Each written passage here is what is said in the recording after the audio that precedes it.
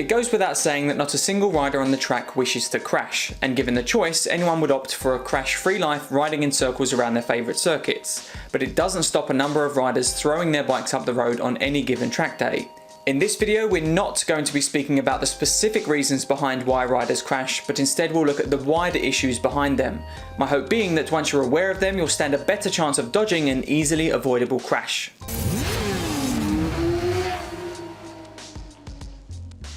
I once heard a comment made by an ex-World Superbike rider turned track day instructor when talking about track day crashes.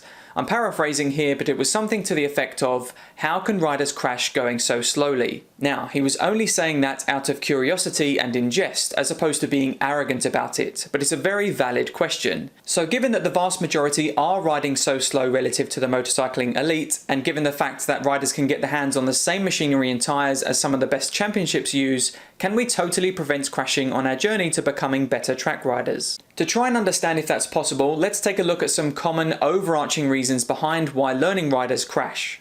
First, early days and inexperience. I had my license for 3 months before I did my first track day. When the time came to venture out onto the track, I had thought of being one of the fastest out there, that I'd be scraping my knee with ease and impressing everyone with my natural talent. Well, it's safe to say that it didn't end that way. I was going quite well in relation to the novice group I was in, but it wasn't long before my inexperience and exuberance got the better of me and I ended up on my backside with a hefty hire bike excess to pay. I see this trait with many newcomers to the track. It's the type you can look at and just sense they're going to come off.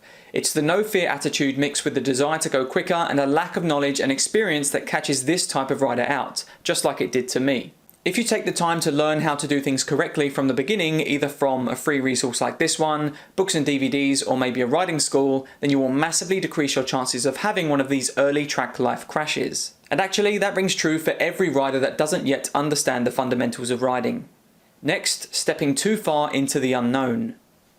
A goal for many riders is to ride faster than they did before, but as we learned with the inexperienced riders that are too keen to prove themselves, this approach often results in a trip to the gravel trap. Now, there's always going to be a time when we have to push our boundaries to go faster, but you don't have to go crazy and charge right into the unknown. Straying too far outside of your comfort zone too quickly is a surefire way to get those panic lights flashing and have you making all kinds of mistakes and silly decisions as a result. Push your boundaries, but be in control as you do it. And finally, how we deal with mistakes. By taking the previous advice to learn about the sport and approach your efforts to improve in a sensible way, that is already going to massively reduce your chances of making a big mistake.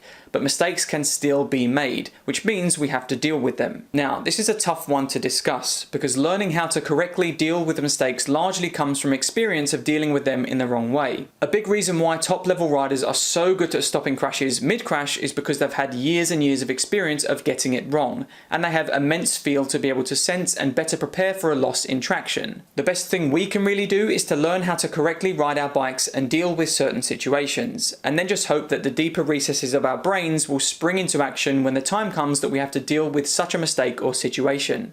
So can we completely prevent crashing? I'd say it largely comes down to your riding goals. If it was my goal to just go to the track and ride around for the day, I could quite easily move down to a lower group, ride at that level and have no dramas whatsoever. Obviously discounting strange events like fluid on the track or someone hitting me. However, if it's my goal to go faster, then I'll be presented with situations and variables that I haven't faced before, and stepping into a new unknown area, so there is a chance I could make a mistake because of that.